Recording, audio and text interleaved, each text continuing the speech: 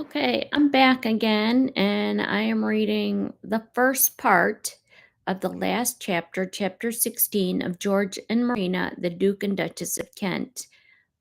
They were a very beautiful couple. George had died after they were married 8 years, and it's a wonderful story, and it's a very, very short read. If you want to find this book, you'll be able to find it on Amazon. There's still copies, but also I found a copy on thriftsbook.com. They have a lot of different books, some old books, some even more recent books that you can find. Um, you can even find one, you might be able to find one out there on the Duke of Kent, the present Duke of Kent. I think Hugo Vickers is an author. That's a really good book. I have that book. I read it. He's a wonderful author, a known well author of today's time, but he's got such an interesting story, and he's such a humble, hardworking, dedicated military guy. But he became the Duke of Kent at a very, very young age and ended up having a wonderful way of supporting his cousin, Queen Elizabeth. So I'm going to get started. This takes place when he's doing his duty. He's 20 years old, and he's meeting his current wife, Katherine Worsley, and then they get married at the end of this first part. So at the end of July 1955, Eddie and Marina's by now 20-year-old son graduated from the Royal Academy at Sandhurst as a second lieutenant in the Royal Scots Grey. It was the start of a military career that would span 21 years and would take him to Germany, Sierra Leone, Hong Kong, and Cyprus, where, in command of a squadron of his regiment, he would serve as part of the United Nations force, maintaining peace between the Turkish-controlled area in the north of the island and the Greek-controlled sector of the south. Over the years, Eddie would successfully climb the promotional ladder before finally retiring with the rank of lieutenant colonel. He was subsequently elevated first to the rank of major general and ultimately to field marshal. Prince Edward has such a good story. To me, he just models such a good and supportive duke, not only to the queen, he honored his father's memory, just to the royal service itself. And in my opinion, had Harry followed his pattern, he'd be in a much better place. It was while stationed at Cataract Garrison in North Yorkshire at the start of his career that Eddie first met his future wife. Almost 3 years his senior, Katherine Worsley, was the only daughter of Sir William Worsley, Lord Lieutenant of the North Riding, 4th Baronet and Squire of Hovingham Hall, an estate that was over 4,000 acres, lying 17 miles north of the city of York. The present hall, designed in the mid-18th century by Thomas Worsley, George III's Surveyor General, sits majestically on the land of the Worsley family, and it has been held since 1563. For the sports-minded, cricket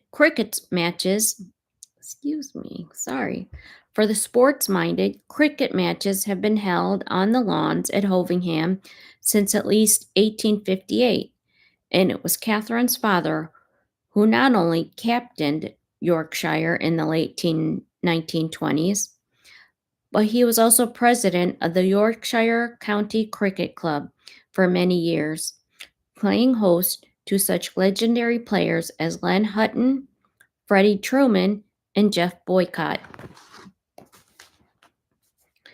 Descended from Sir Elias de Worsley, a Norman knight who accompanied Robert II of Normandy, the elder son of William the Conqueror, on the First Crusade.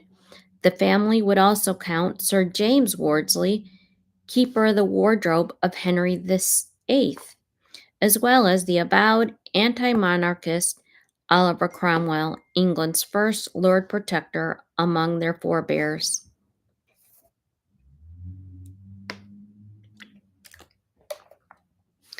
Catherine's mother was Joyce Brunner, a granddaughter of Sir John Brunner, one of the two founding partners of the Cheshire-based chemical company Brunner Mond, which, more than half a century later, became part of a global industrial combine, ICI, Imperial Chemical Industries. A pretty blonde, in the mold of Grace Kelly, with a talent for playing the piano, organ, and violin.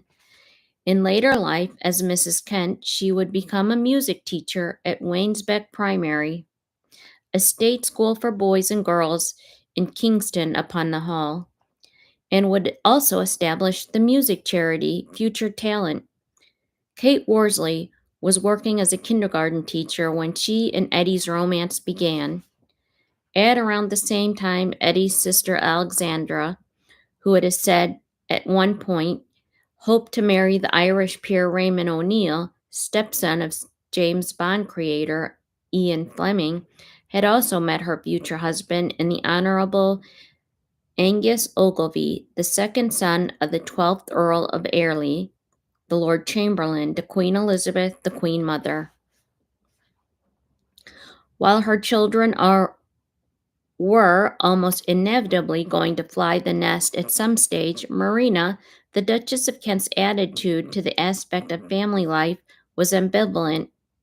For one thing, when Eddie married, she would no longer be the Duchess of Kent, an idea that certainly did not please her. And although she took a fancy to one or two of Alexandra's boyfriends, personable young men from wealthy, aristocratic backgrounds, none in her eyes were right for her daughter. It was true, of course, that as a mother, Marina wanted the very best for her children, but when it came to marriage, the old business of caste resurfaced, and the very best, so far as the Duchess was concerned, meant only one thing: royal marriages. For Eddie, Marina might have had in mind any one of the several eligible princesses. Margaret, the elder daughter of Rico and Ingrid of Denmark, for instance, or her younger sister, Benedict.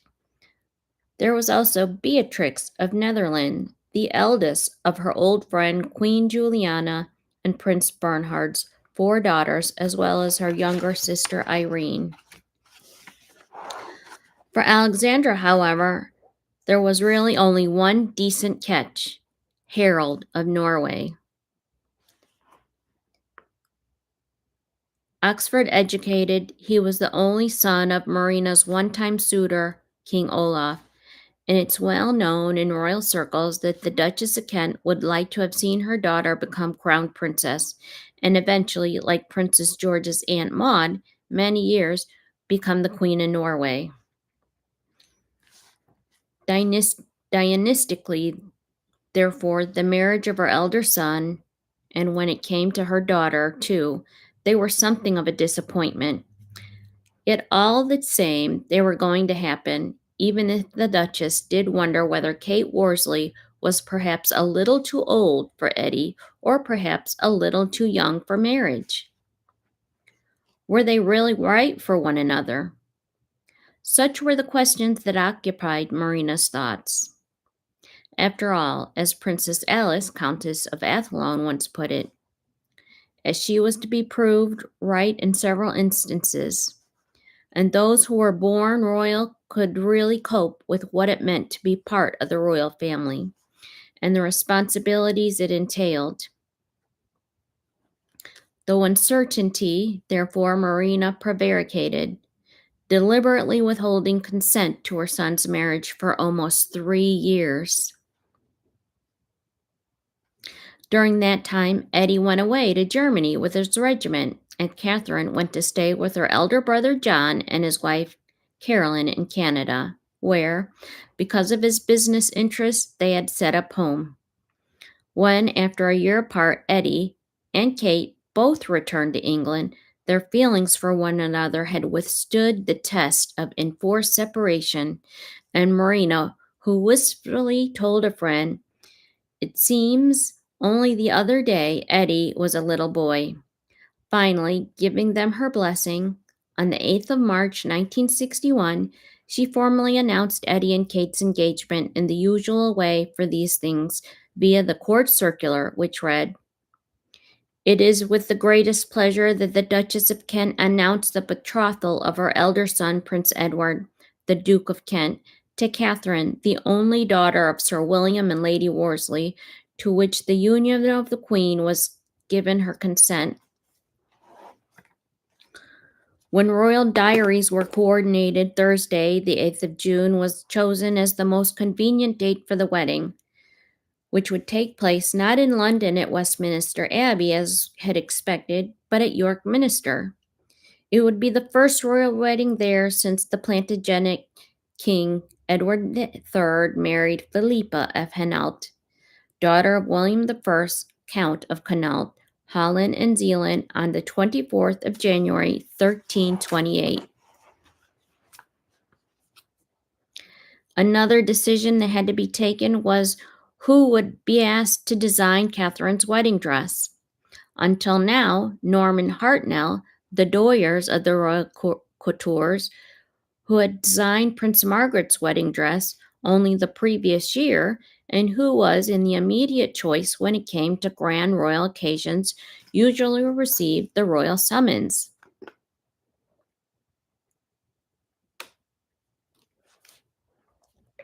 On this occasion, however, the Duchess of Kent recommended John Kavanagh, the man who now made the most of her outfits. He also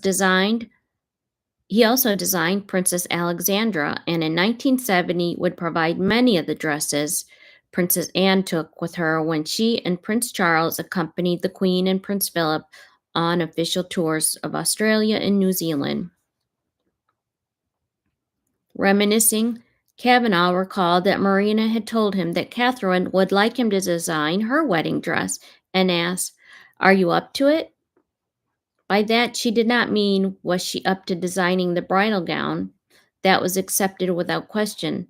But more particularly, did he feel able to cope with the inevitable and sometimes intrusive media interests, the pressure of a 6-week time frame, for that is all there would be from commission to the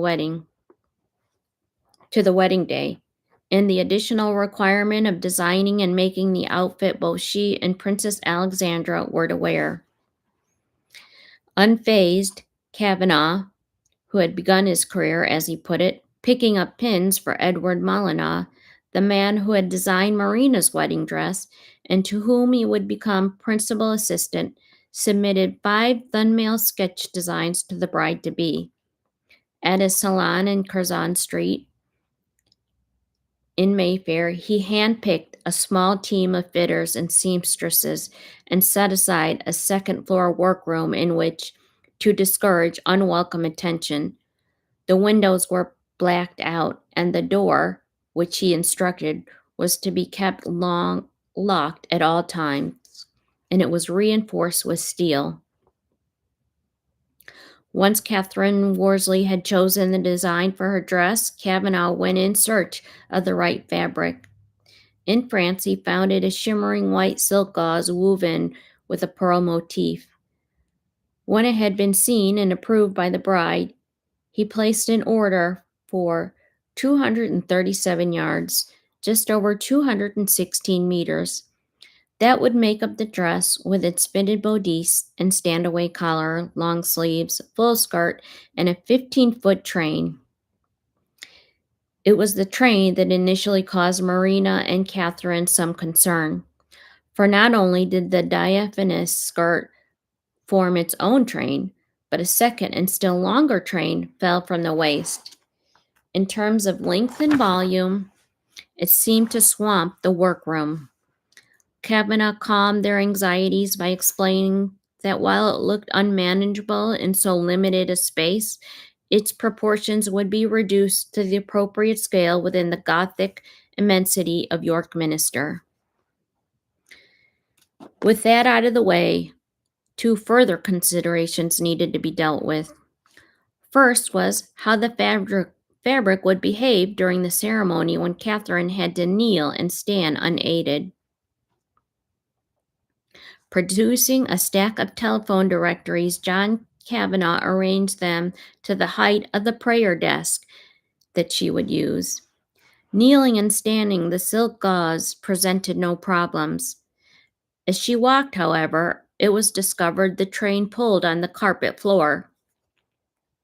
At York Minster, it would glide smoothly over the uncovered flagstone nave, but would again drag on the carpets laid in the sacrum. It was there that, at the end of the service, the new Duchess of Kent would have to curtsy to the Queen. As things stood, the pull of the train meant she would not be able to do that as comfortably or gracefully as she would wish. Once again, Kavanaugh had the answer. As she approached Her Majesty, he said, Katherine should effect a half-turn, step back in the folds of her gown, which would release the tension on the train, and with head slightly bowed, perform her curtsy there and then. Kavanaugh offered Kate his arm. She curtsied, and another problem had been resolved. 3 weeks before the wedding, the Duchess of Kent flew up to Scotland on an official engagement to inspect the Wrens of Lossiemouth on the Moray Firth. 40 miles away from the water, between the villages of Dunbeath and Berrydale, lay the site of the Sunderland flying boat disaster. On the 16th of May, Eddie and Alexandra joined their mother at the end of their visit at Lossiemouth, and together they made a private pilgrimage to the Celtic Cross, which serves as a memorial to Prince George, Frank Goyen, John Lowther, and the other men who died with them on that remote hillside on the 25th of August, 1942. Marina first visited the crash site in 1946 and had returned again on the 10th anniversary in August 1952. This time out, however, just ahead of such an important rite of passage in his eldest child's life, it was their way of paying tribute to Prince George, and it was their way of letting him know that at a time of family celebration, he was never far from their thoughts.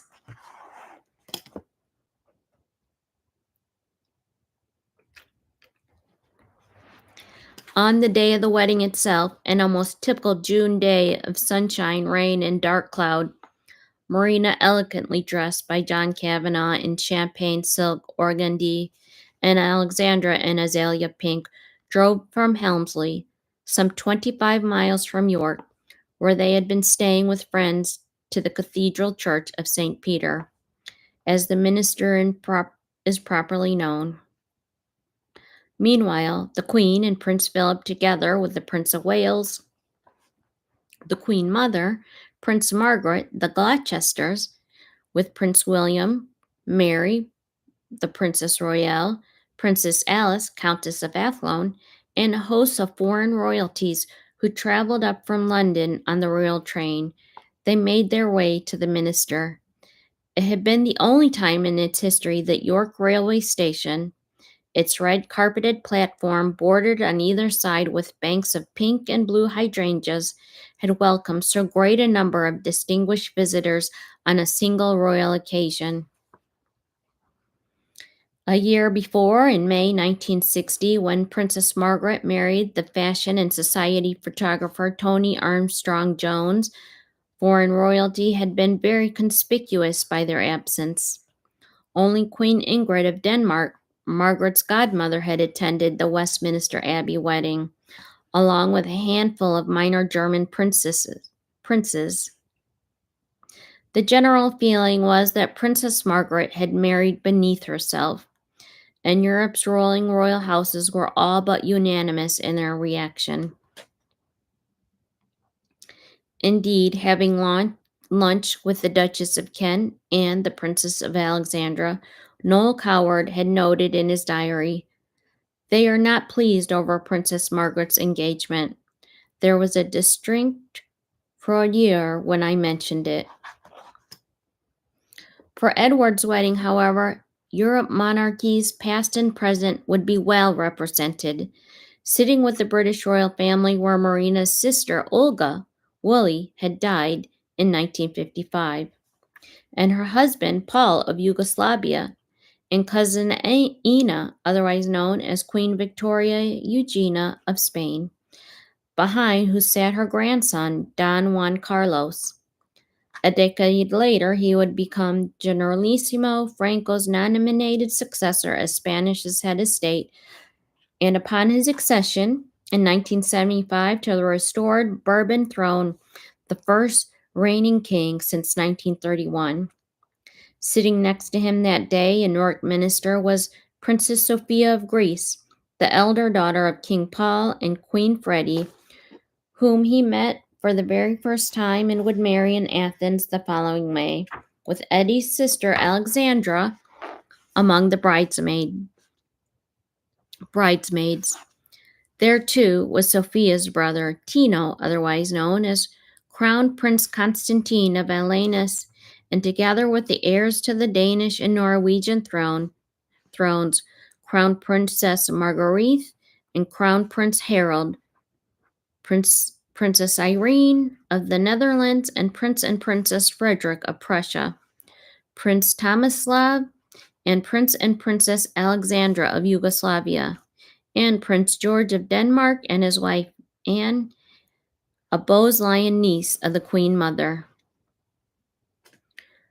With Prince Michael besides him as his best man, Eddie, the Duke of Kent, wearing, by permission of the War Office, a famous scarlet and gold and navy ceremonial uniform of the Royal Scots Grey, with a star and a ribbon of the GCVO Knight Grand Cross of the Royal Victorian Order.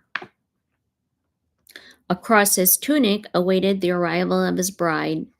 To the sound of a trumpet fanfare, Kate arrived a mere 3 minutes late, and, as the choir sang Sir Hubert Parry's hymn, Laudet Dominium, took her father's arm and walked slowly, with immense dignity, along the nave towards the high altar, her face lightly veiled in a diamond bandeau tiara once owned by Queen Mary, catching the light of the television arc lamps.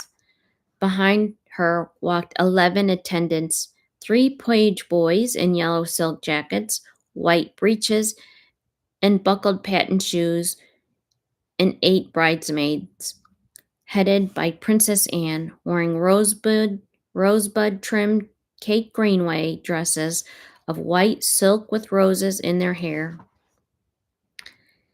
At precisely 2:50 p.m. in the afternoon, Dr. Michael Ramsay, Archbishop of York, soon to become Archbishop of Canterbury, pronounced Edward and Katherine man and wife.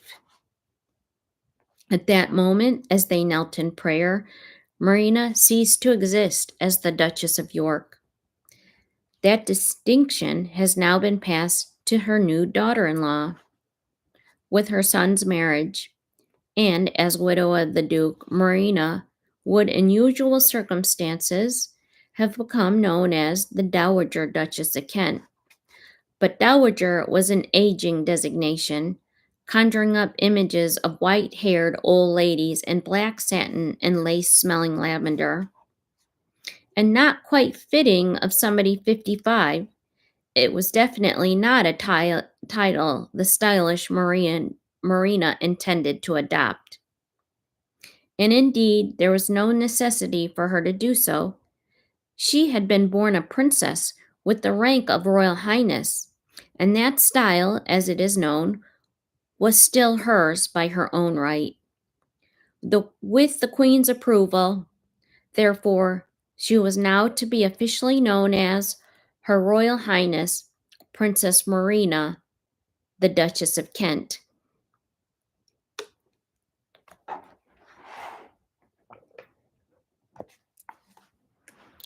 The loss of her position as Duchess, however, brought with it further painful deprivation in that Coppens would no longer be her country house. Eddie had inherited it from his father, and it now became his and Catherine's married home. It meant that Kensington Palace would be Marina's only residence. Among those who knew her, some maintained she felt bitter about the loss of her title and the house that she had and Prince George had made their home a quarter of a century before. If that is true, then Maria bowed to the inevitable with grace and dignity. Just over a year later, Eddie and Katherine became parents for the first time with the birth of Coppins on the 26th of June, 1962, of a son who automatically assumed his father's subsidiary title, the Earl of St. Andrews. The arrival of her first grandchild was no less a significant milestone in Marina's life. On the 14th of September, she joined her family together with Olga and Paul, the Worsleys, the Queen and Prince Philip, and other members of the royal family in the music room at Buckingham Palace for the infant Earl's christening. Dressed in the ivory satin and Houghton lace robe worn by all royal babies, including his father and his aunt and uncle, since the days of Queen Victoria, George Philip Nicholas, as he is named in honor of his grandfather, Prince George, his great-grandfather, Prince Nicholas of Greece, and his godfather, the Duke of Edinburgh. And he was christened by Dr. Michael Ramsay, the former Archbishop of York and now the Archbishop of Canterbury, with water from the River Jordan contained in the gold lily baptismal font that had been brought from Windsor for the occasion. That November, Eddie was posted to Hong Kong with his regiment as second in command, and Kate and baby George joined him there. With them, they took the family secret that would not be made public until 29 November, Marina's own 28th wedding anniversary, that Alexandra had become engaged to the Honorable Angus Ogilvy, an Eton and Oxford-educated businessman, a scion of the Airlie family and the clan Ogilvy, and grandson of Queen Mary's oldest friend, Mabel, Countess of Airlie, in whom Prince George had long ago confided his desperate wish to leave the Royal Navy and join civil service. And I will leave it right there. And I will do part 2 in another episode. Part 2 is when you see Alexandra get married, and you'll see other events at that time, and then Marina's death and how the children handled that. So